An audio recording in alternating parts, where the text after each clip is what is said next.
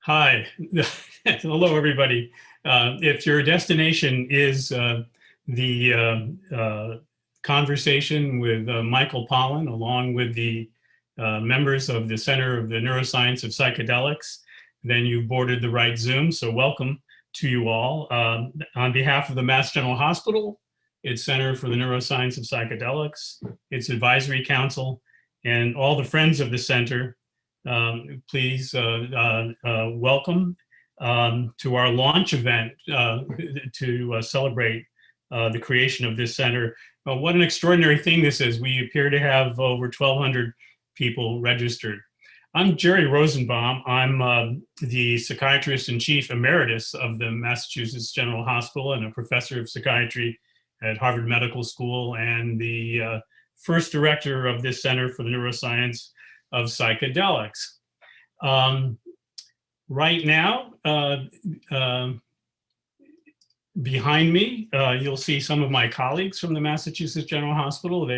I've been here a long time, but not that long. This is a scene from 1846, when members of the Mass General Hospital departments of anesthesia, well, it wasn't anesthesia then, but it became anesthesia and surgery and medicine, gathered to do the first public demonstration of ether anesthesia, which word of that event went forward to the world and changed the face of surgery for sure and medicine in general. An extraordinary event that I describe to you now because I think it represents really who we are at this institution. So we are indeed a patient care institution. In fact, this week, according to Newsweek magazine, we're one of the top 3 hospitals in the world. But that really is one strand of our DNA. In fact, we are also the nation's largest biomedical research institution that's associated with a hospital, with spending over $1.2 billion a year on scientific discoveries focused on patient care and medicine. So we have a mission to provide care, but also a mission to advance care. For those of you familiar with psychedelics, you're familiar with the term set and setting. So I would say that applies to this institution. We have the mindset and the intention to make a huge difference to patients around the world. And we have the tools and talent to make that possible. We truly are able to move from bench to bedside and bedside to bench seamlessly. We have patients and scientists working shoulder to shoulder, and many of our scientists are also physicians. Like so many of you, we came to be hopeful and were struck by the promise of psychedelic agents to really potentially be game changers for the future of psychiatric and more broadly brain health. And we see our specific place in this realm. Our specific mission is to understand how this can occur, to sort out through our scientific tools how these agents allow the brain to change, and then to use that knowledge to advance the future of therapeutics. Potentially to create a future of precision psychedelics. So that's really our mission. How we got into it is an interesting story, but I want to acknowledge the people who inspired us and made it possible. Certainly, it was a conversation with Katya Malaskaiva, who really was amused to encourage the idea of a Center for Neuroscience of Psychedelics. And our moderator today, and my friend Dick Simon, who has been both muse and patron, and our heartfelt thanks to those who have provided initial support for this center, including Katya Malaskaiva and George Goldsmith, and the Blank and Susan family, who have enabled our initial research to go forward. I also want to give my heartfelt thanks to Michael Pollan, a member of our advisory council, for being the celebrity guest for this launch event, and no doubt being the reason so many of you have signed on to hear today's program. I want to finally let you know that you'll have an opportunity. We're going to start with a conversation between Dick Simon and Michael Pollan. Then the center leadership will engage Michael in a conversation and discussion. And then there'll be an opportunity for Q&A from the audience. And please use the Q&A function at the bottom of your screen to ask questions, and we'll try to get to as many as we can. So now it's my great pleasure to introduce, with great gratitude and admiration, the chair of our advisory council, Dick Simon. Thank you so much, Jerry. I spend all of my time helping destigmatize and advance the potential use of psychedelics to alleviate suffering. This is both because of the incredible evidence and data for its efficacy, addressing otherwise treatment-resistant mental health issues, and on a very personal level, having learned in our own family how difficult and intractable these problems are and the desperate need for better tools. I'm involved in a range of activities in this space, and I'm honored to be chair of this advisory council, which is being officially launched today. I'd like to thank the advisory council, and this includes many of the leaders in this space, including Rick Doblin of MAPS, Robin Carhart-Harris of Imperial College, Katya Malaskaiva of Compass Pathways, and of course, Michael Pollan, who we'll be speaking with later today, or in a few moments. To all the members of the advisory council who contribute in so many ways, thank you. I also want to point out that incredible work has been done in this space over decades by fantastic researchers and scientists at institutions and organizations around the world, and without whose courage, talent, and brilliance, the whole area of psychedelic research, destigmatization, and hopefully soon, patient treatment to alleviate suffering wouldn't be where it is today. Some of you are joining us, and there's a tremendous debt of gratitude. Thank you. So I'd like to share what's so important to me about MGH's Center for the Neuroscience of Psychedelics and why I'm focusing here. One of them is certainly Jerry Rosenbaum, Dr. Jerrold Rosenbaum, who's too modest to say it, but is probably the most senior in terms of activity and things that he has done in his career in any institution leading a psychedelic research center in the world. His 20 years as chief of MGH Psychiatry, generally the top-rated psychiatry department in the US for much of that tenure, and really important, his experience and expertise within the institution, which makes so much possible. He's earned tremendous support within MGH and faces far fewer issues of overcoming institutional barriers than in some other locations, as he himself has been central in the leadership at MGH and Partners for decades. Basically, if Jerry says it's a good idea, everybody follows. And Jerry has been able to draw leaders and researchers at MGH in neurology, molecular biology, and we'll be hearing from some of that, as well as other practice areas outside of mental health, to work together, collaborating, no silos, looking at the possibilities in their disciplines. Other CNS or central nervous system diseases, including Parkinson's and possibly other movement disorders, Alzheimer's, and those who are interested in possible applications of psychedelics on their patients based on what preliminary studies may show. I don't want to get over optimistic here, but there's reason for some optimism in this very interdisciplinary center. And as you will hear, the leadership team brings brilliance, passion, and beyond state-of-the-art technology to explore how psychedelics work on the brain and how to make them that much more effective. The opportunity to leverage this incredible institution, technology, and people is why I invest my time and resources in the center. Now, MGH is huge, as Jerry pointed out, but this center and its work is purely philanthropically supported. This is the time now for philanthropy related to psychedelics to create leveraged impact and sustainable change.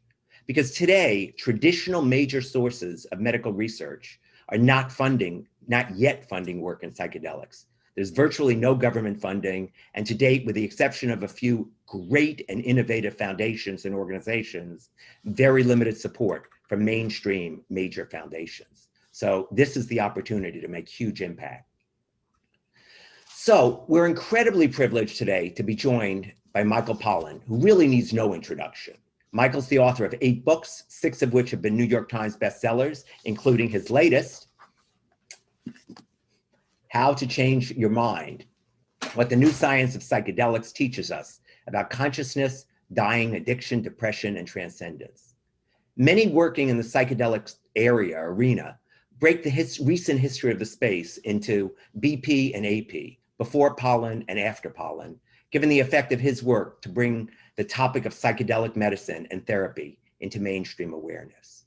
Michael's a professor of journalism at Berkeley and also serves at Harvard, and he's one of the founders and leaders of the UC Berkeley Center for the Science of Psychedelics, focused on research, training, and public dialogue, a very important area to improve the quality of media and journalism covering the ever-evolving world of psychedelic science and access, and a role he is absolutely uniquely suited to. So I'm honored also to consider Michael a friend and someone whose writings on nature, agriculture, and the food system have been a beacon for and deeply impacted my life.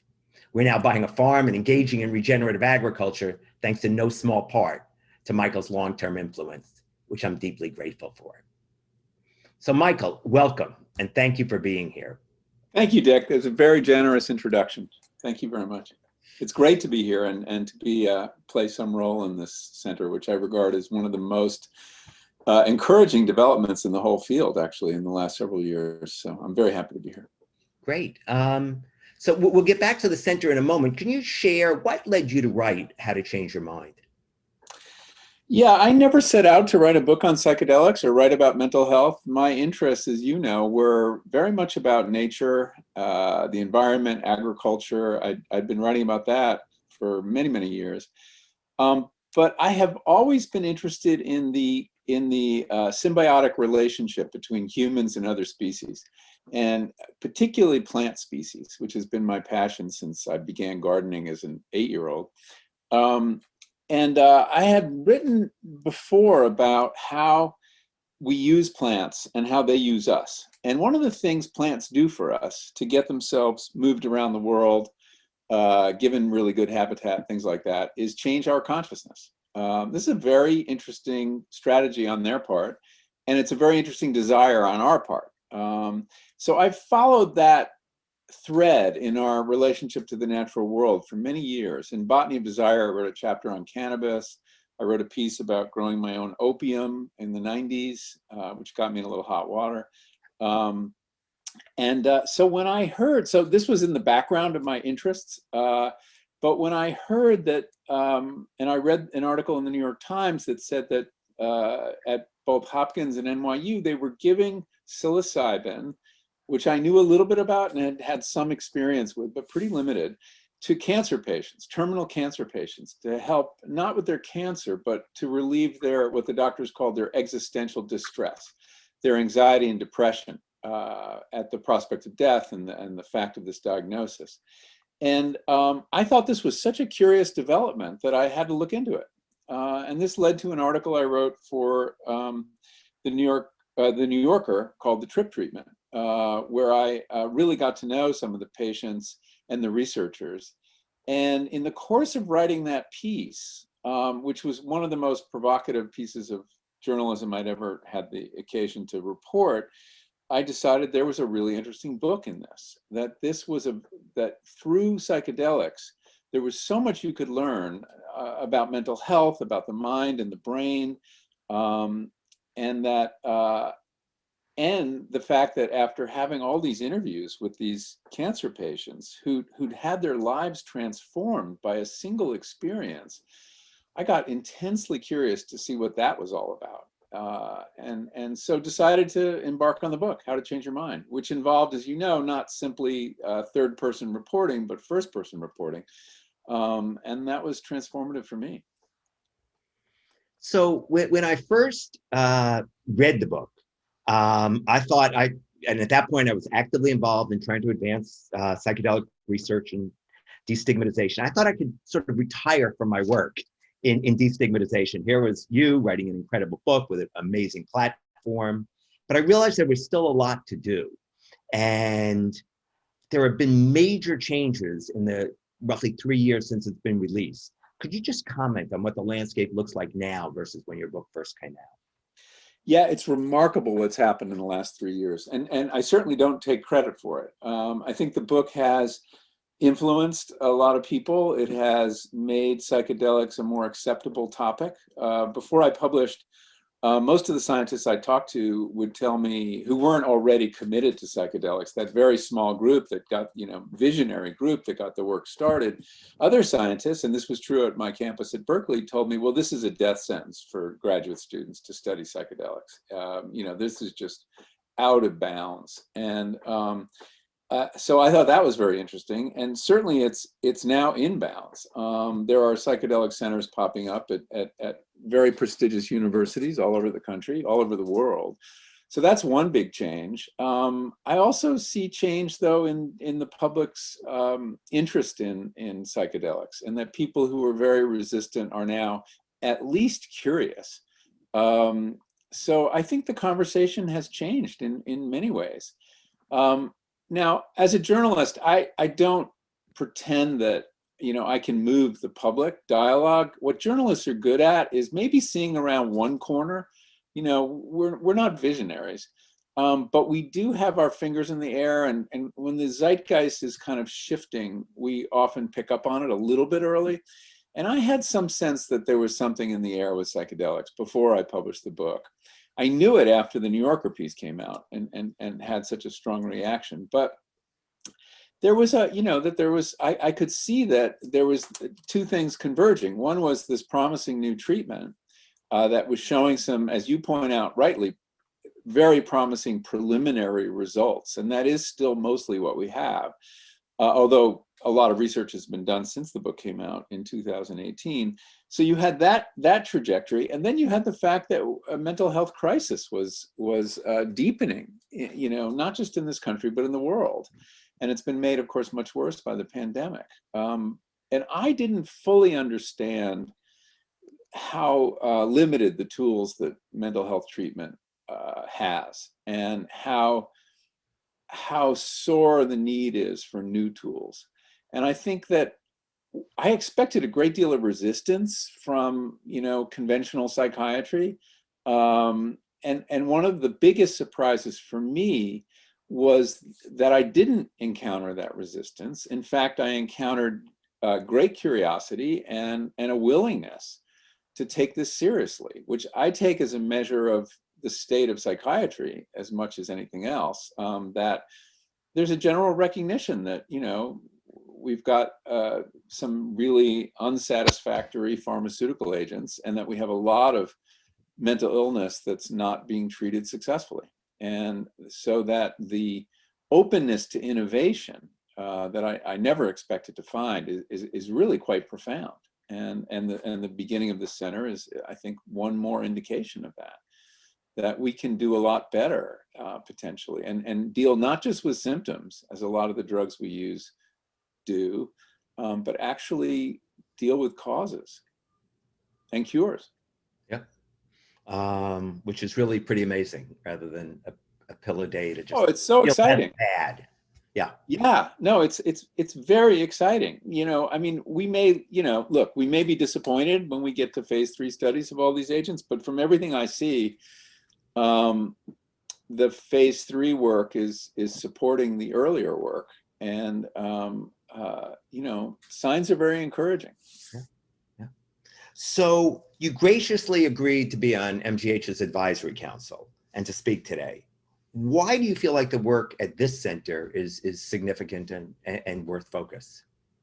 Well, this is the only advisory board I have agreed to join, apart from the one at Berkeley, which is kind of my home campus. I do regard Harvard, though, as also a home campus. I'm a professor in the English department, and there are a couple of reasons I thought this was really an important venture to take some small part in. One is to the extent that MGH is part of Harvard, the return of psychedelics to Harvard is a big historical event. I remember when I was, the first year I spent in Cambridge, I was a Radcliffe Fellow back in, 2015. And Franklin King, who's involved with the center, a young psychiatrist at the center, reached out to me, and we had lunch at Harvest, and he talked about his burning desire to bring psychedelic research back to Harvard and to the medical school. And I laughed. I said, this is the last institution in America that will go near psychedelics after the experience with Timothy Leary and the scandals of the early 60s. And I said, you're better off moving somewhere else. I was wrong and he was right. And I know he is was one of the driving forces, as has been the case in many institutions. It's the younger psychiatrists who are, really encouraging this change. So that's one reason. It's kind of a trivial one, but I thought it was important that Harvard bring psychedelics back, and they are, alas, doing it. But the other reason was, Dick, you introduced me to Jerry, and we had lunch at another Cambridge spot, and he told me about his angle on both mental illness and on psychedelics, which I found incredibly interesting and provocative. And that was his focus on rumination as and really Jerry should be describing this, not me, but basically he's interested in the hypothesis that underlying a lot of supposedly discrete mental disorders, such as depression, anxiety, addiction, OCD, perhaps eating disorders too, that they may not be as separate as we think, and that these diagnoses are not actually rooted in biology necessarily. They're rooted in the DSM, the Diagnostic and Statistical Manual. They're artifacts of human theory about something that's very poorly understood. And his hunch was that underlying all those supposedly discrete disorders was a single kind of brain, a single kind of mind that was kind of stuck in loops of rumination. This chimed with what I had been learning about psychedelics. I remembered vividly an interview I did with Tom Insel, formerly head of the National Institute of Mental Health, who made a similar point when I asked him, I remember asking him, aren't you a little suspicious about a drug that supposedly can help with so many different things? Doesn't that sound like a panacea? And my journalistic skepticism had been excited by that idea. And he said, well, why do you assume they're all different things? Maybe they're all manifestations of the same thing. And he said something very similar, a brain that was very stuck. And Robin Carhart Harris, who's on the advisory board as well, a leading researcher on psychedelics, has also made this point, and that we may see that, in fact, psychedelics may help us understand that these disorders are more alike than not. So I thought, as a way to attack mental illness and use psychedelics as a tool, the coming together of these two ideas was really powerful, and I think is going to yield some really powerful insights into depression and anxiety and OCD. And so I just think he's asking the right questions, and I'm very excited to see what the answers will be. Thanks, and we're certainly very excited to have you as part of this process, so thank you. Why do you think that people should care about research and understanding more about mechanisms of action rather than just, let's make this available to everybody tomorrow, which is part of the movement, that is going on today? Yeah, well, look, I think that the system we have for drug approval, whatever you think of it and its limitations, it grew out of a disaster, a scandal in the early 60s around thalidomide, a drug that was introduced with insufficient testing and turned out to lead to a great number of birth defects. That's when we started the current system in the early 60s. I think that even though humanity has had long experience with psilocybin and the safety profile appears to be remarkably good, there is good reason to do this research and take it through all these different phases, make sure we're using the right dose, optimizing the way we're administering it. The way we administer psilocybin has never been validated scientifically, really. It's just kind of traditionally how it was done. Psychedelic therapy, many aspects of it were devised by amateurs and handed down as custom. Now, I believe that's a legitimate form of knowledge, and I think it'll hold up. But we still, we need to go through these exercises and convince ourselves. In terms of brain mechanism, it's true that we have many drugs we use and that we don't truly understand how they work. I remember when someone was vetting my chapter on neuroscience in the book, I had a neuroscientist at Berkeley named David Presti read it. And I had said, because I assumed and I'd heard all the time that, SSRIs work by increasing the level of serotonin in the brain. And he said, that's actually never been proven. And I don't, we have some idea how SSRIs work, but not really. I mean, there's a lot we don't know.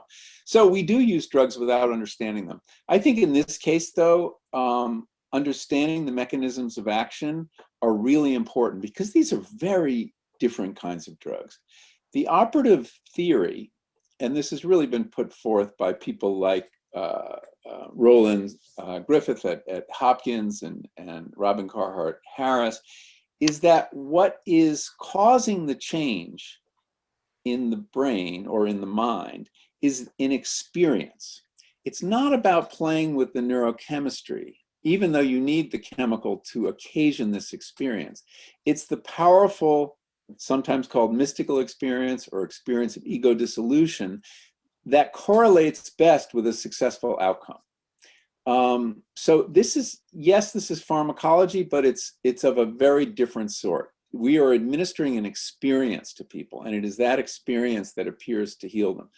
Now, this idea needs to be tested too, and somebody has proposed an interesting test and offered as a challenge to Roland Griffith and his belief that you need a mystical experience to have a successful outcome. And I know that's a freaky idea to a lot of scientists, that we're administering spiritual experience to people.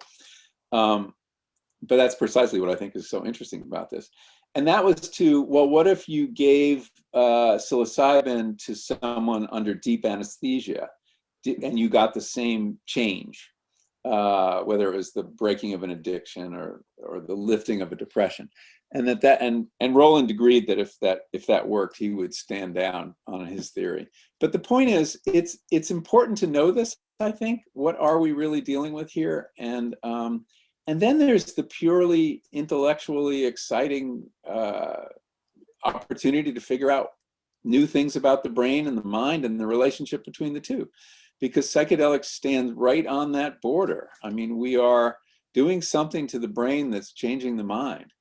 And I think that the potential here to learn important things, not just about mental disorders, but about consciousness and about how brains produce minds, is really exciting. I'd like to ask you one more question, and then we'll bring in the CNPR, Center for Neuroscience of Psychedelics leadership team to join the conversation. So you've recently announced your next book, Your Mind on Plants, which I've pre-ordered.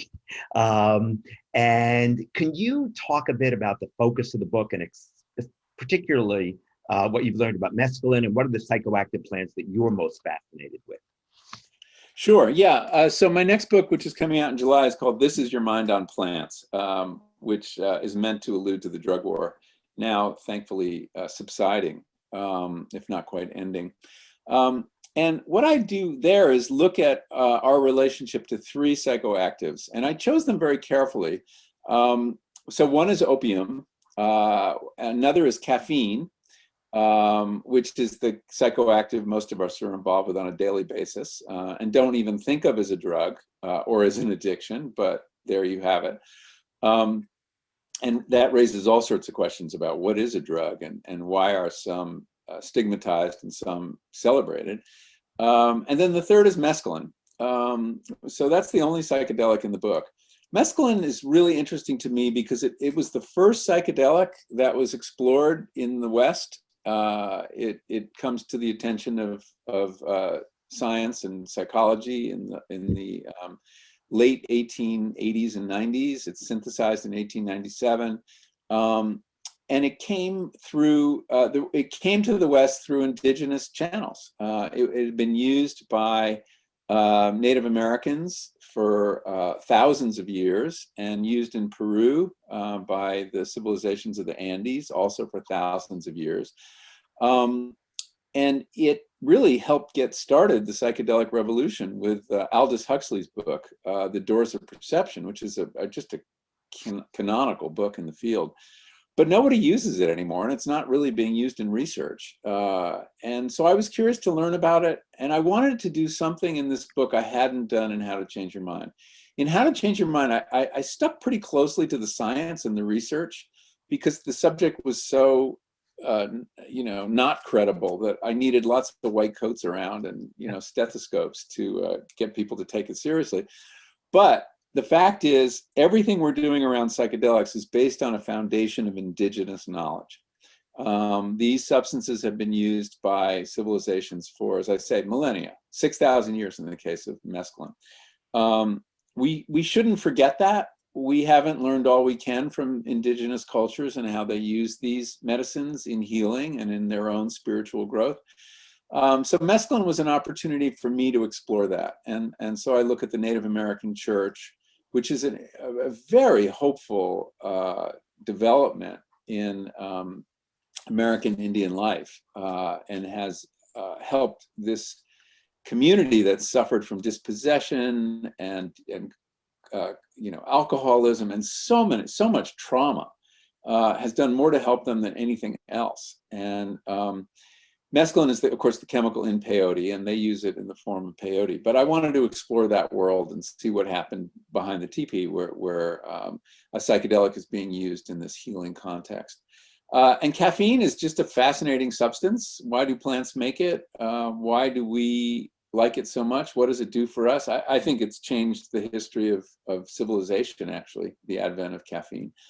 And opium's really a parable of the drug war, and a reminder that at the same time the government was fighting the drug war with such ferociousness and loading the prisons, it of course was legal pharmaceutical that really caused the biggest public health crisis, and that of course is the opioid addiction. It's a look at the drug war and all the damage that it's done. So anyway, it's a different kind of book for me. I loved learning about plants and marveling at their power and how they've changed our history, and of course how we've changed theirs. Great. Well, thank you. All right, so we will go to introducing the leadership of the center, and then we'll have an interactive conversation here. And as people are coming on screen, I'll just point out that you had referenced Harvard and MGH. Mass General Hospital is Harvard Medical School's primary teaching hospital, just for those who are not familiar. Great. So first I'd like to introduce, and I'll just give the names, and then people will mention their role within the center and what they're doing there. So Dr. Sharmin Ghaznavi. Sharmin. Hi, I'm the Associate Director for the Center and the Director of Cognitive Neuroscience. I'm a psychiatrist and a neuroscientist, and I'll be heading up the first few studies looking at psilocybin for rumination and other cognitive processes in treatment-resistant major depression. And I think I'm excited about the center because I'm excited to understand how psychedelics affect brain networks that underlie how we think and feel. And I'm really hopeful for my patients. Thanks so much, Sharmin. Dr. Stephen Haggarty. Hi, I'm Steve Haggarty. I'm Director of Chemical Neurobiology for the center. I'm really excited to have this opportunity to work with my clinical colleagues, taking advantage of some of the advances, both in our ability to model human diseases using stem cell technology, but really leveraging some of the insights from ethnobotany and the history of our discovery of the relationship of plants and humans, and the opportunities, I think, at a basic research level to create new tools. As Michael just explained to us, we need to help, I think, our colleagues and have some new future medicines in this area. Great, thanks so much, Steve. Dr. Bruce Rosen. Hey there, I'm Bruce Rosen. I'm a radiologist and physicist. I'm the director of the Athanarola Martino Center for Biomedical Imaging, a large research laboratory at the Mass General, dedicated to developing new tools to study the brain and, of course, applying them in a wide range of illnesses. I'm very excited to be here and as part of the center to help facilitate the work of great clinicians like Sharmin and Franklin, Jerry himself, on the use of the imaging tools that we've developed at the Martino Center to study the effects of these compounds on brain action. And that's what has me so excited, is the opportunity to work with these great minds on such an interesting problem. Thanks so much. And I should just mention, when Bruce talks about these tools, Bruce was actually involved in creation of the entire field of fMRI, on which all brain imaging nowadays is based in. So these tools, thank you, Bruce. Dr. Jacob Hooker. I'm Jacob Hooker. I'm a chemical neuroscientist and the director of translational biomarkers for the center. I'm excited to have the opportunity to connect the dots between the basic science at the receptor and neurochemical level, all the way up to the human experience, thinking about how we connect that science by fluid biomarkers, imaging biomarkers, so that we can develop an interpretation of the outcomes back down to the mechanism, and then drive the next iteration of innovation in this space. I'm very excited to work with everybody in this regard. Great, thanks so much, Jacob. And finally, Dr. Franklin King, who I want to say, I'm really glad you didn't listen to Michael back then. He was wrong, you were right. Thank you for saying. So I'm Franklin King. Within the center, I'm the director of training and education. And I guess Michael's already alluded to my longstanding enthusiasm for this, which really comes from, I think, both a curiosity in terms of what psychedelics can bring to us in investigating neuroscientific principles, and also in their promise in treating intractable diseases that we as clinical psychiatrists deal with every day. My specific sub-interests within psychedelics include, I'm really interested in education. I see some questions already on sort of how do we translate what these medicines do to a sort of unknowing public, to clinicians that aren't well versed in this, and also in sort of the experiential components of the therapy, ways that we might be able to optimize the psychedelic assisted therapy model that we have right now. So really excited to be, with such an outstanding group of people here, and yeah, looking forward to the rest of the talk. Great. Jerry, I'll turn to you to help lead this process now. Okay, so I'll ask the first question based on some of the things we've heard. We've met a lot of our team and can appreciate we're making a big bet on the science and understanding biology and mechanism of action and in the way science works, with the hope that it will lead us to new opportunities to reduce human suffering in the end. But as you refer to the action of these drugs and the importance of the experience, I guess the essential question about the available psychedelics is whether you think we really already have all we need. It'd be interesting to understand how they do what they do, but whether we'll improve on it, whether if it's the experience and these substances already generate that experience that allows change to take place. Do you still feel that our focus and emphasis, hope, and aspirations to pursue the science and understand in new ways how they work is the right way to go? This is for me? Yes, that's Mike. Yeah, I mean, the reason we're working on, the two substances that are getting the most attention are psilocybin and MDMA. These are historical accidents to some degree. Psilocybin was chosen in the 90s when a group decided to bring back psychedelic research for a practical reason. It's shorter acting than LSD. The session is over in 4 to 6 hours as opposed to 12. And, clinicians want to get home for dinner too. I mean, it just didn't, it's difficult to work and you need 2 therapists, or we think you do. And also because psilocybin didn't carry the cultural baggage of LSD. LSD would have excited a lot more opposition, I think. And the people who made these decisions were thinking, most people don't know what psilocybin is, even now.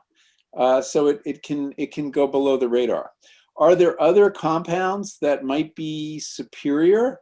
Well, there may be, and I think and one of the things I know you're up to is looking at this, that you have this enormous resource, which is the collection of samples of psychoactive plants that Richard Evans Schultes, the great Harvard ethnobotanist, gathered in the Amazon and Central America and other places, many of which have not really been tested for their value. I think in the short term, psilocybin will be the drug of choice because of now we've done all this work. You know, there's a sunk cost here, but in a very positive sense, and that we know a lot about the safety profile, and which is remarkable for, you know, when you compare it to other drugs. I mean, there doesn't appear to be a lethal dose of psilocybin. That's astonishing.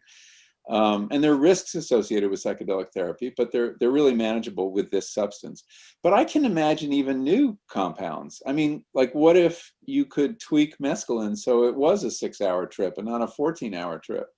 That might be a very, you know, mescaline has some of the qualities of MDMA, what are described as heart opening and connecting qualities that might make it suitable for group work in a way that psilocybin isn't.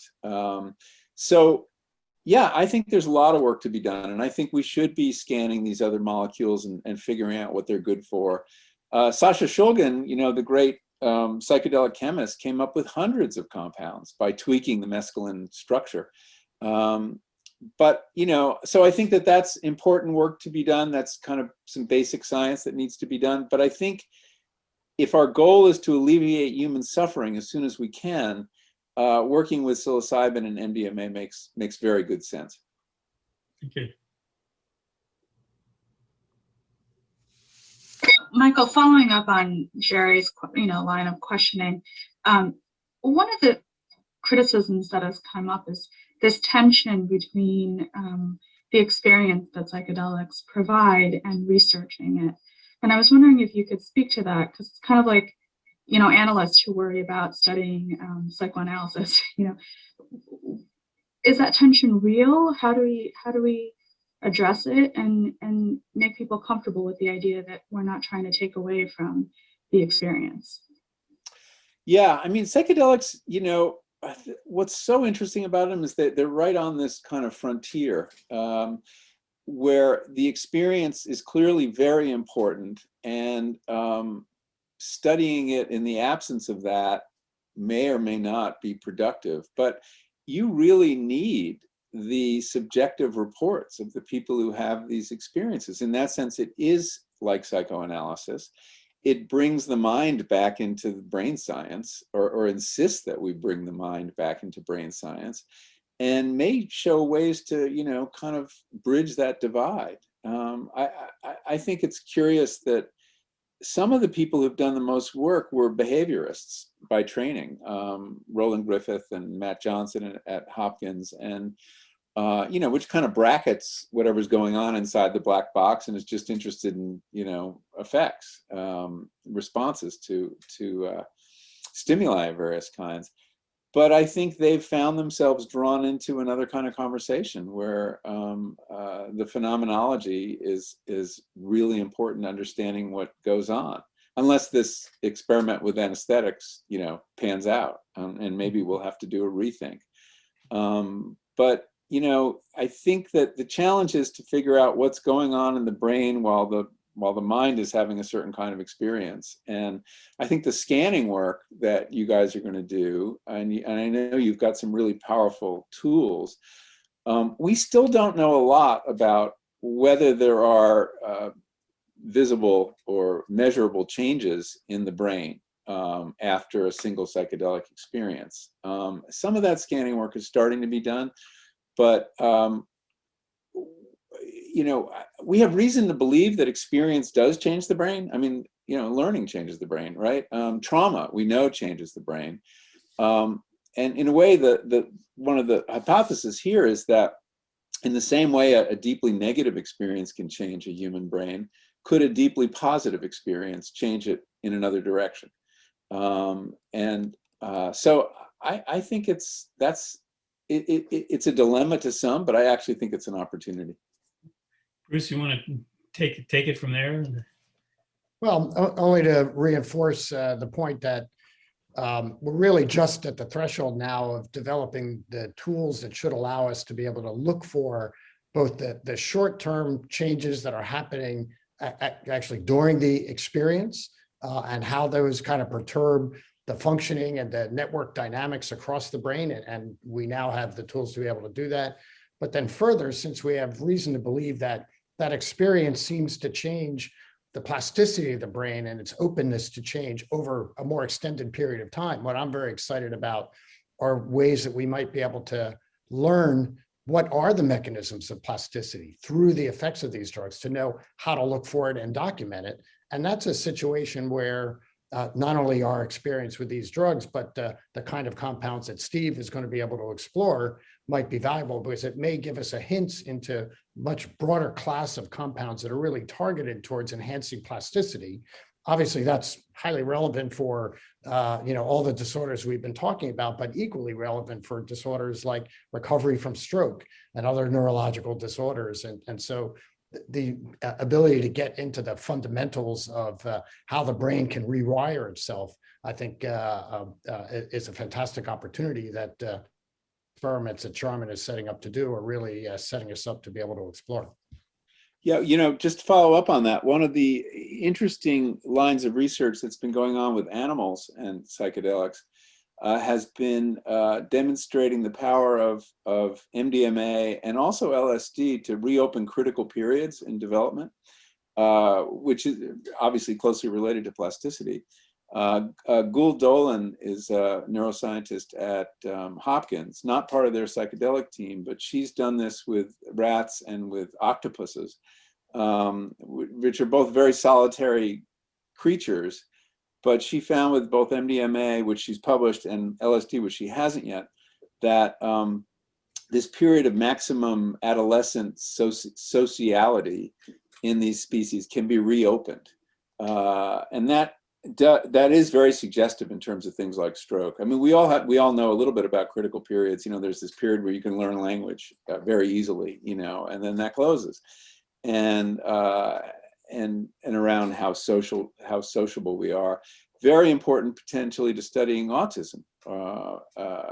If you could open a social critical period again. So I think that whole line of inquiry is fascinating and potentially very, very promising. So Jacob, you want to pick up on that? The idea that we can go afield to other conditions like autism with these tools?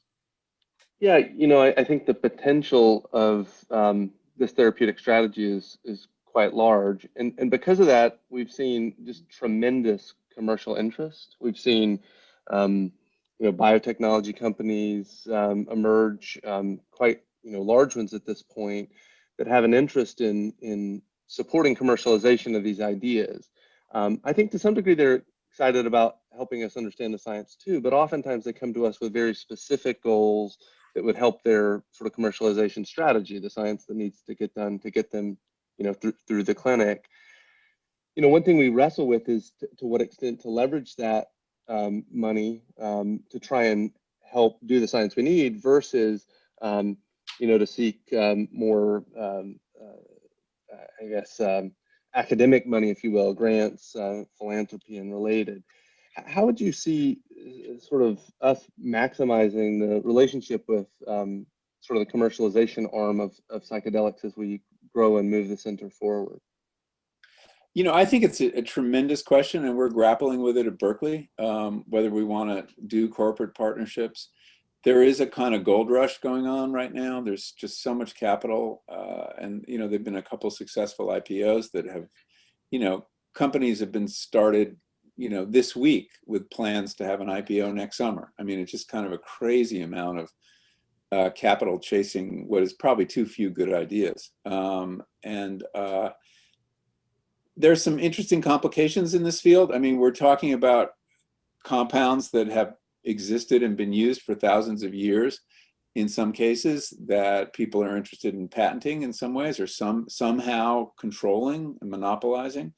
So I think any universities that gets involved with corporate sponsorship needs to be very careful about preserving their principles of open science, if they have them, and you know, driving really hard bargains. I mean, the fact is that, you know, Dick alluded to this earlier, that there is not the usual sources of research funding available to psychedelic research. NIH is not funding it as of now. That could change. Right now is, as Dick said, the moment for philanthropy. This is a moment where philanthropists have incredible leverage, that a relatively small gift has the potential to change the playing field around mental health, around understanding of the brain and mind. And so far, you know, tens of millions of dollars have come in this way. It's really unusual for an area of research like this that it's be privately funded. Most such research is funded by the government. And then the other alternative is corporate money. And, you know, I'm sure there are terms on which to strike those deals that advance the research project without compromising important principles. But I think everybody has to have their eyes open. Thank you.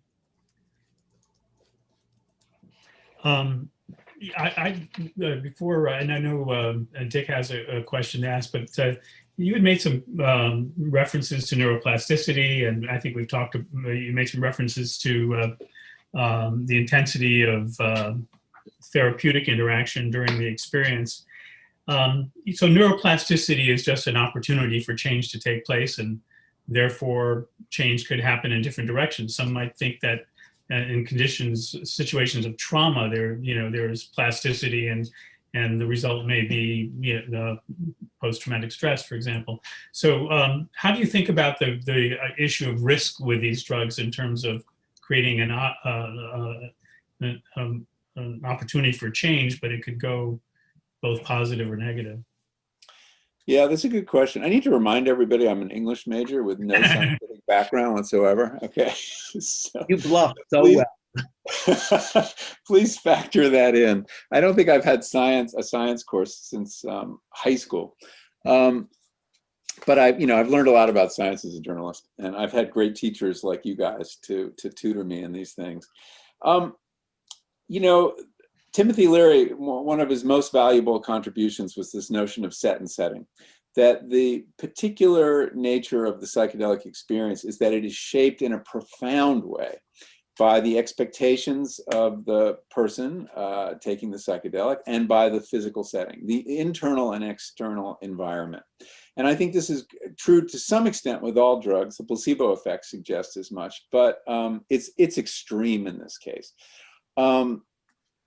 And you know, there are a lot of people who think that psychedelics have the potential to change our attitudes in a positive way toward nature or authoritarianism.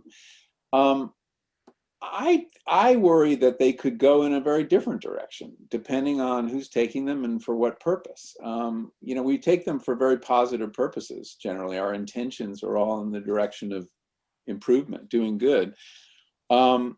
You know, the CIA did a lot of work on this, and we actually don't know what they discovered. The general sense is that they were doing psychedelic research all through the 50s and 60s, up until the 70s, some truly horrible experiments, but they were curious to know whether these drugs could be an agent of mind control. They destroyed most of their research in the 70s. We don't really know what they found, but I'm not convinced, you know, I think if you give the drug to the average person interested in taking it, they will feel more nature connected after they get out of that experience. But I think if you gave it to the Koch brothers or the remaining Koch brother or Donald Trump, you know, all bets are off. So I'm not exactly sure. And so maybe we'll end up thinking about these drugs as amplifiers of the therapeutic agenda. You know, that because one of the most interesting things about psychedelics is what James called the noetic quality, by which he meant this sense that whatever insight, whatever ideas were planted during this experience, the mystical experience, had the force of revealed truth. And so you talk to these addicts who come out of the experience with a very banal insight, like smoking cigarettes is really stupid. I'm going to stop doing it. Now, they've had this idea, presumably, many times before, but they've never believed it with the intensity they do now. So maybe we'll find that that's kind of a big part of how this works, is that you can, with the help of a therapist, plant ideas that become more deeply rooted than any other way. Is that a kind of mind control? I mean, that's a derogatory term for that. It could be mind control in a very positive pursuit, but I'm speculating completely. That's all I'm doing. Great answer. Franklin, do you have a question at this point? Yeah, and Michael, you actually alluded to something I'd wanted to ask you to touch upon, which is the idea that these medicines have been used in traditional practice really across the world for thousands of years. And I think, in an era of sort of renewed interest in social justice, which includes indigenous people's rights, I'm wondering, I have sort of a twofold question. One, as the medical institutions are sort of pursuing these ancient treatments, is there a way that the medical institutions like ourselves can draw upon this indigenous knowledge in a way that's sort of respectful and honors that? And two, is there sort of a responsibility on the part of the science to try to protect the traditional practices that are ongoing right now and are threatened, obviously, by the scheduled nature of these substances? Yeah, I think absolutely. I think we have an obligation to recognize the sources of this knowledge, even if it strikes us as unscientific. But so much of what we learned about setting intentions, about creating a container for the experience, has come down to us from indigenous cultures. I think there is a lot more. I think that the way peyote is used in Native American culture, particularly around addiction, but also trauma and other problems, we should be studying it closely and see what there is to learn. But I think we have to find a way to reciprocate that and return resources to. Peyote is in very short supply right now. There's a real crisis. The demand for it exceeds the supply. It's very slow growing, very hard to cultivate. At the end of my research, I decided that non-native people probably shouldn't use peyote. It should be reserved to the Native American church, and there are other forms of mescaline that people can have. But I think we have to be very sensitive to cultural appropriation. I think we have to find models where, our interest in these practices is reciprocated. And I do think that's very, very important. And I know that there's some startups that are expressly designed to return resources to indigenous communities. There's a company called Journey Collab that has a pretty interesting corporate charter.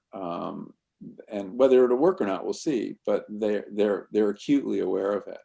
So yes, I think we have an obligation to recognize and talk about where these ideas come from, so people can appreciate it. And then we also have an obligation to return the favor in some way, compensate these cultures for what they've given us.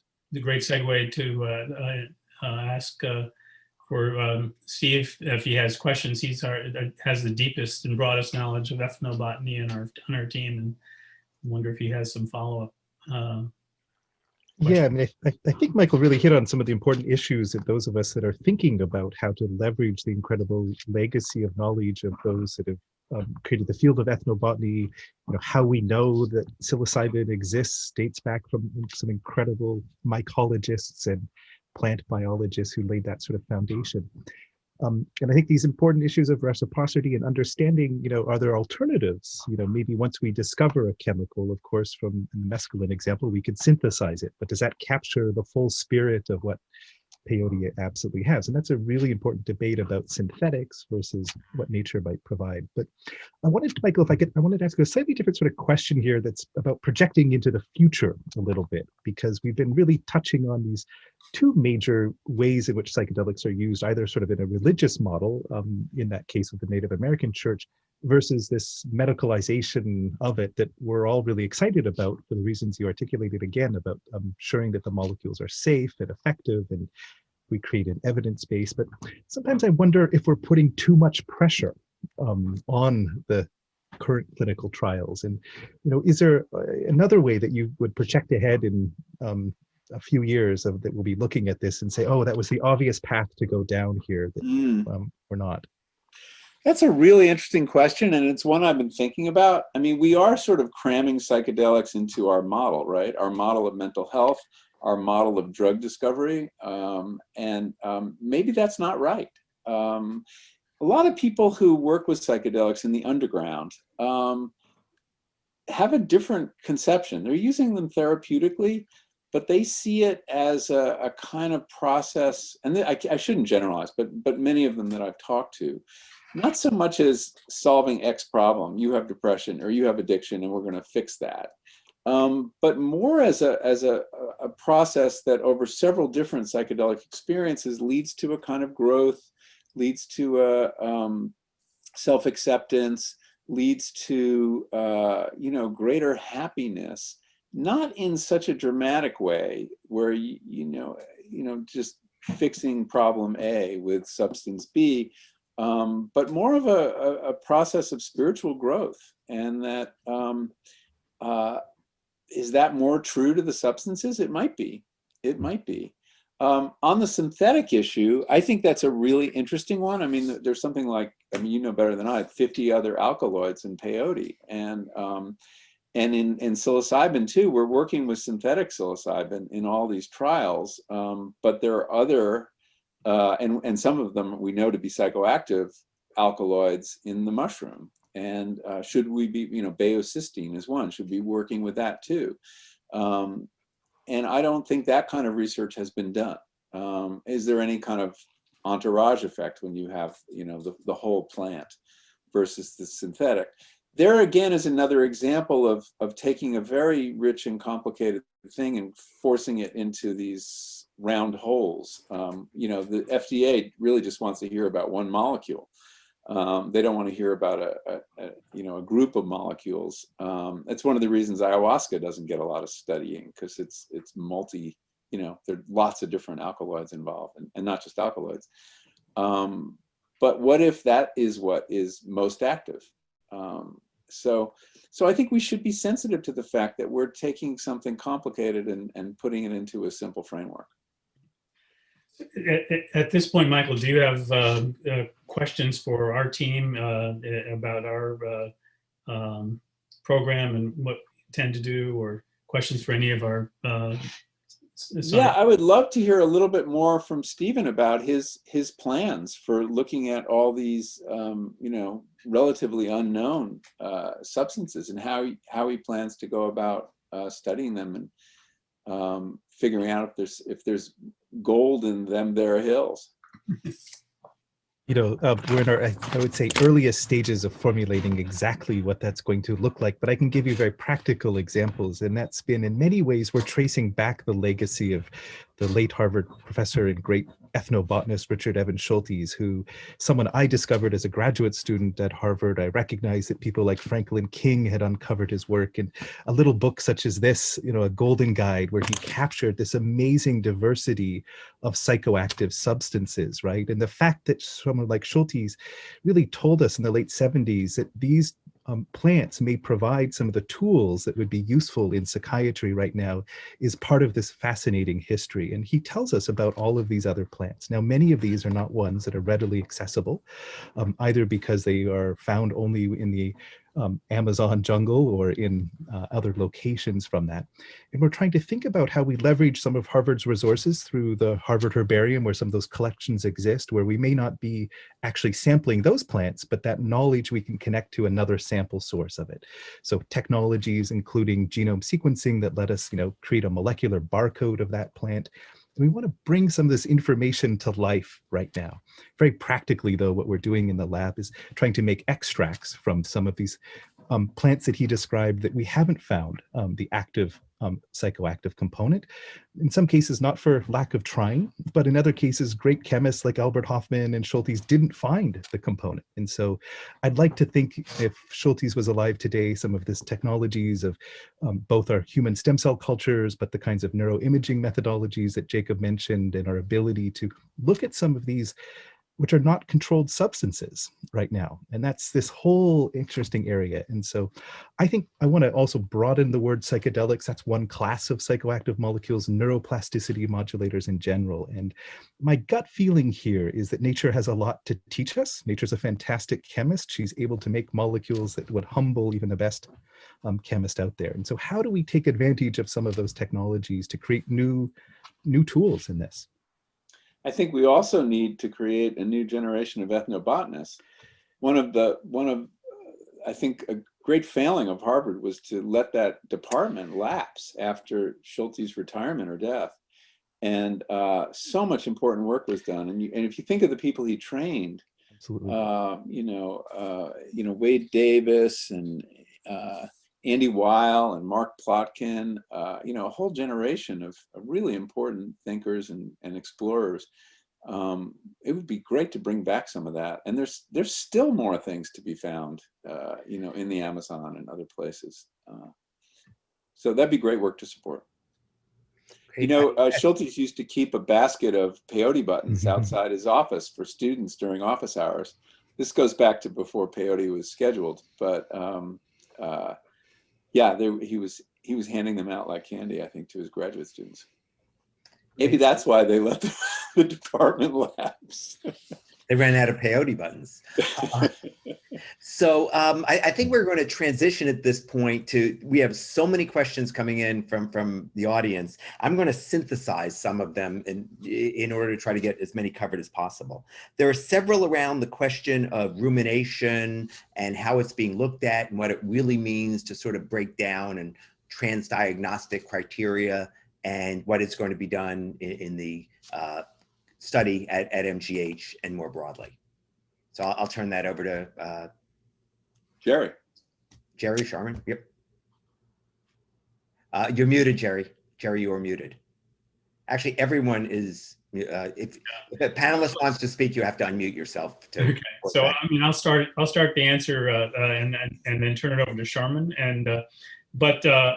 I'm, as you know, a psychiatrist. A lot of my career was focused on treating people who had failed treatment elsewhere. And I was struck at one point that so much of the anguish and suffering of people, again, as Michael said earlier, transdiagnostically, whether it was anxiety, OCD, or depression, was this burdensome, anguishing, all-consuming phenomenon of cognitive stuckness, of rumination, of thinking about in self-deprecatory way about thoughts, regrets, so forth, and that it tracked so much with the disorder, but it was also separate. And many times people got better from their depression, but you could still tell that rumination was an issue.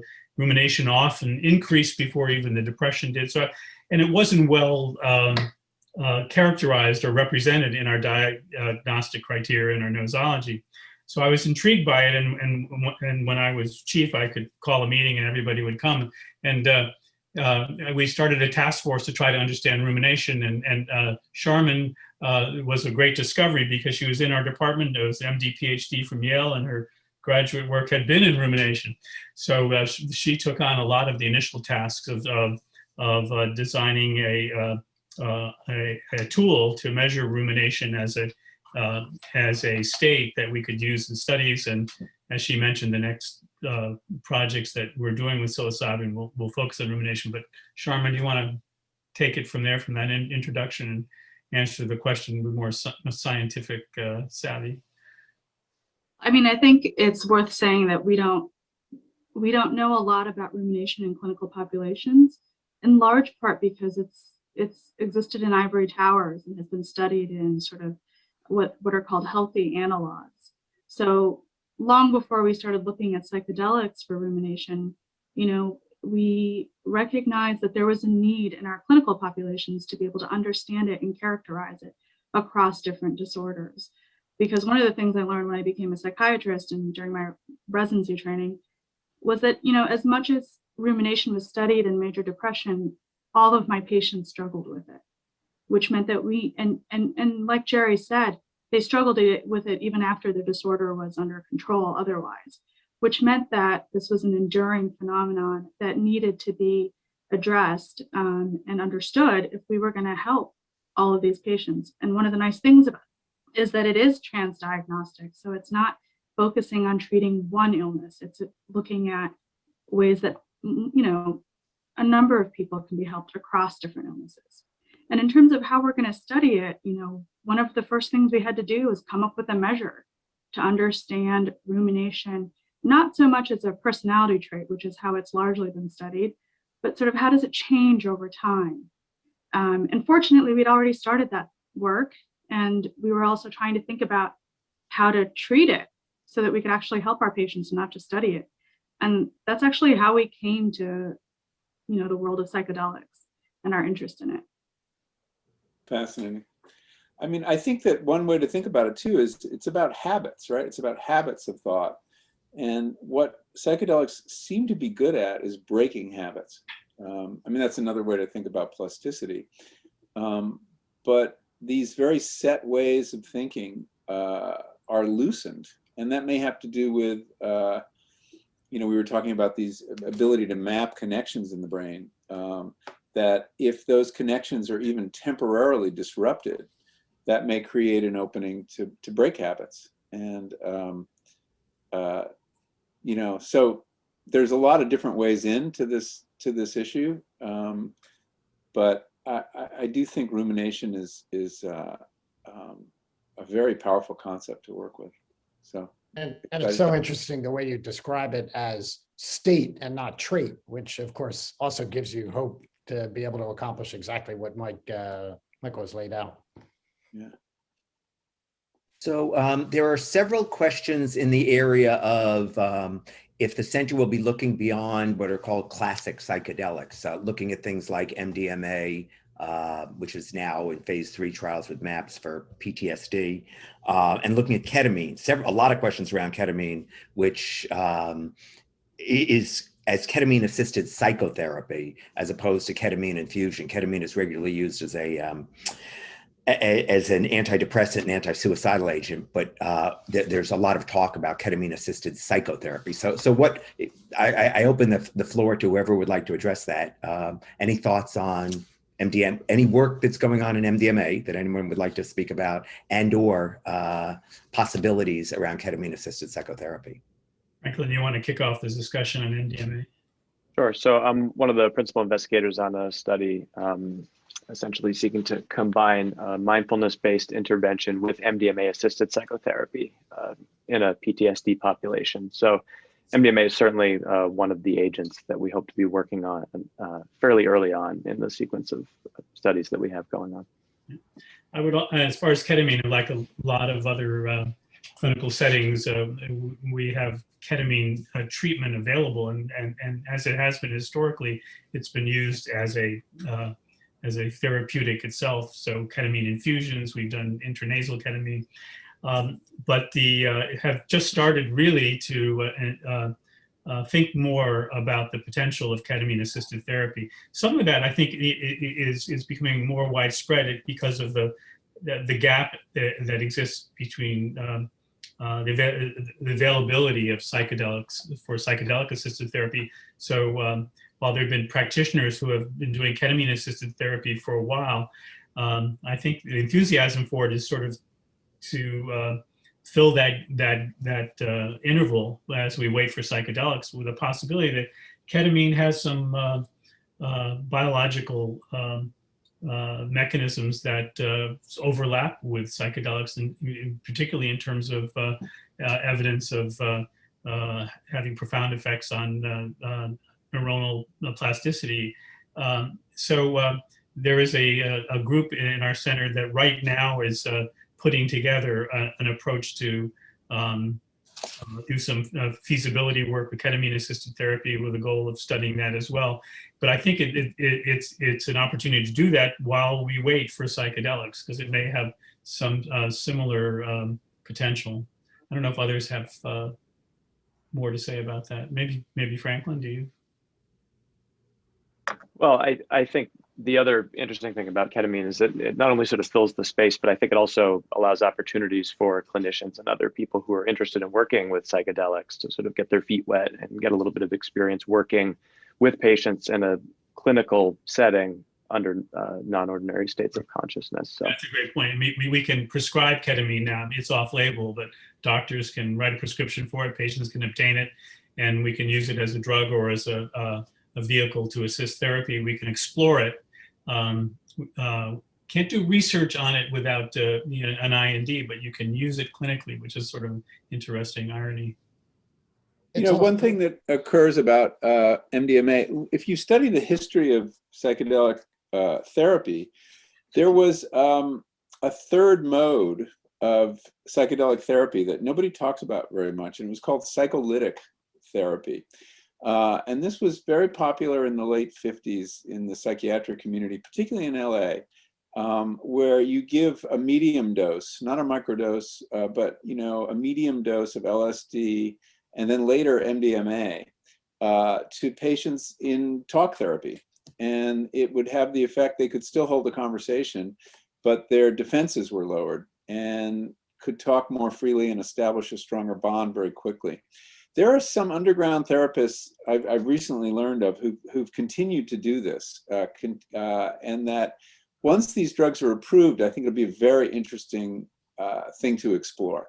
And it would bring psychedelics into the weekly psychotherapy meeting with someone who isn't necessarily mentally ill, but for the reasons any of us seek that kind of therapy, it could improve it and speed it dramatically. And I think that would be a wonderful thing for people to look at. And hopefully, somebody will. It's interesting, Michael. I know Franklin has plans to study exactly this question of the therapeutic interaction itself. Of course, all these therapy, assisted or guided approaches involve two people, and that's two brains and how they interact. And there are actually tools that Franklin's been discussing with other colleagues of ours, like Vitaly Napadal, to be able to actually study the nature of that interaction, from a neuroscience standpoint, as well as, of course, mapping out, the therapeutic implications of that. So it's something that we can bring some, real quantitative science behind, as well as, of course, the important behavioral implications. And Bruce is referring to something called hyperscanning, where literally both therapist and subject are in the scanner at the same time while interacting. Oh, wow. Not the same scanner. Not the same scanner. That's a different kind of study. All of which just supports, again, what I was saying earlier, the incredible potential here, because you've got so many different arms of working together. To look at all angles of something that in other places you might just think about, but here it's like, oh, let's look at that. Yeah, let me just add one little thing to that. I mean, part of what's exciting about this is, there have been these small groups of visionary scientists who've taken us as far as we've gotten so far. But to bring the kind of resources that you have, the kind of expertise with whether it's scanning or chemistry or psychotherapy that MGH brings, could really be a game changer. I mean, this is a whole other order of brain power being brought to the field, and I think that in itself bodes well. Great, thank you. Can we talk a little bit? Can somebody take on several questions around training practitioners, educating doctors, building pipelines for future research talent? What role might this center at MGH have in that, both broadly and very specifically? So I can field that. So I think, in some of our early studies, we're going to be going essentially using the training protocols that have been pre-existing based on other investigational new drug protocols approved by the FDA. But certainly the hope over the longer term is to sort of come up with our own training program, our own training institution, potentially in the long run. I think you were alluding also to sort of education. I think there's a big gulf between how psychedelics work and how they're so fundamentally different from the general medical model, where somebody comes in and gets a prescription and leaves.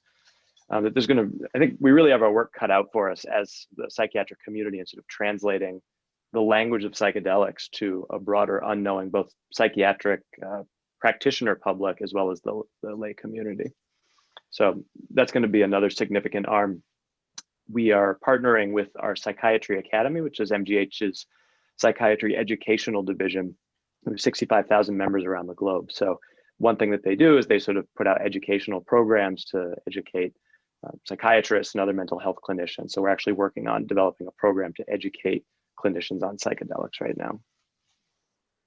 Just add to that, in addition to sort of clinicians, you know, we're already working with a number of really talented graduate students and undergraduate students at Harvard who have really sort of already shown an interest in this sort of area. And so I think that's critical also, that we've had the opportunity to create training all along the sort of pipeline here to really advance the field.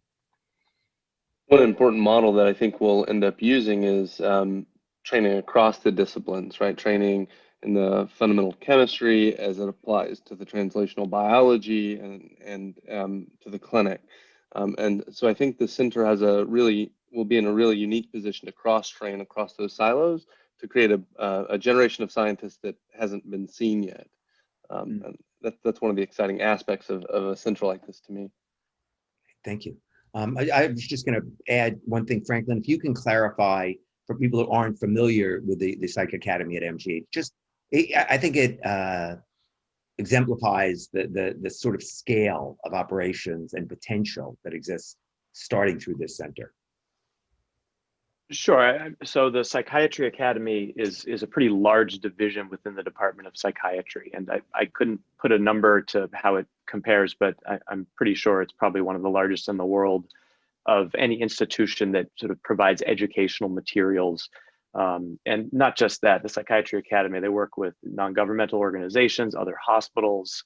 They train up whole swaths of clinicians. We offer conferences, many different conferences, both here in Boston and in other locations. So it's a very influential figure within the realm of psychiatric education. Just worth mentioning for those of you that don't know, if you're a clinician, whether you're a psychiatrist, psychologist, or what have you, you have to do certification every few years and sort of prove that you continue to stay abreast of the literature. And so institutions like the Academy provide that.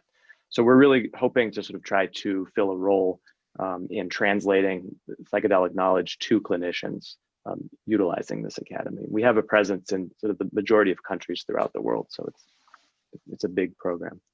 Great, thank you. There are questions about first responders and many questions here related to veterans and the potential for helping veterans, either who suffer from PTSD, traumatic brain injury, and a host of other things. Is there any work going on now or potentially at the center that will be able to impact these groups? Well, I think the first thing to mention in response to the question is that Mass General is the home to the home-based program, which I think is the largest sort of public-private center for offering treatment to veterans, and not just locally, but regionally and nationally. So, because of the strength of the philanthropic support for our home-based program, we actually fly in the veterans with PTSD from all over the country for programs that may be 2 weeks long or 4 days long, as well as treating veterans from our own community and region.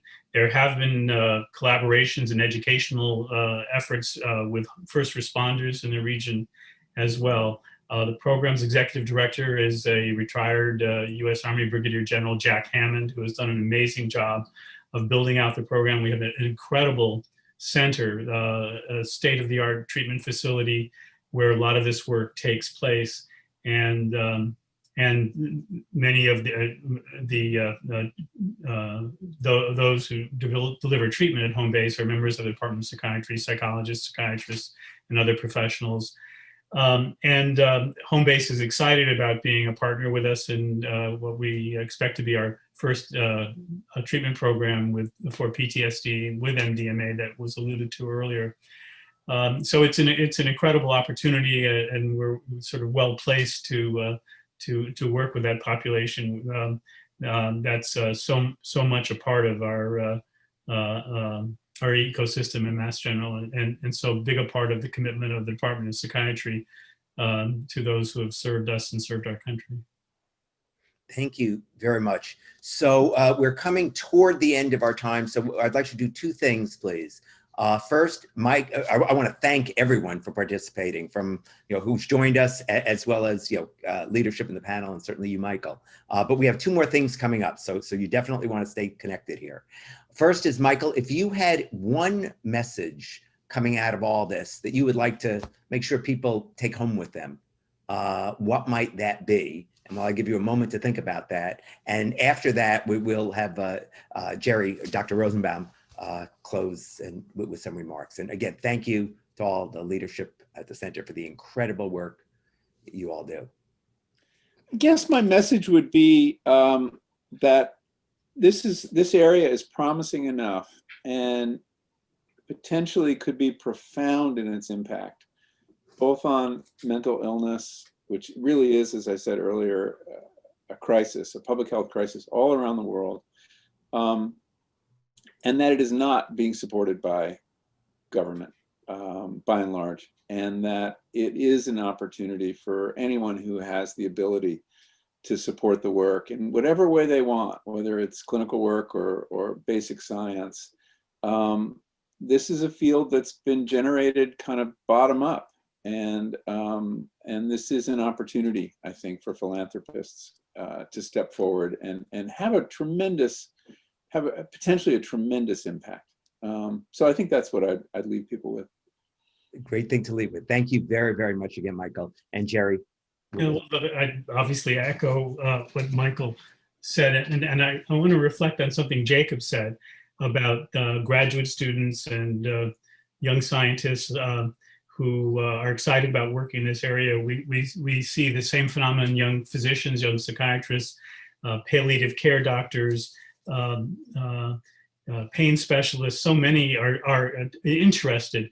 But if you take the point about graduate students, I mean, you can't just have a graduate student go explore a career in this area. You have to give them a foundation. You have to support them. For a graduate student to commit their career to this space, they've got to have some resources, and they have to probably have at least 3 years of funding. And that's just one graduate student. You can imagine, what our resource needs will be if we're going to fully develop this field. We want to give these people an opportunity. We want to take advantage of the opportunity that lies before us. And for those of you who enjoy philanthropy, for whom rocks your life and gives you pleasure, and you have the capacity to do it, I think that this is a worthwhile space to be making a contribution to. So I thank you in advance for all you may do to help people either here or elsewhere that is committed to this work.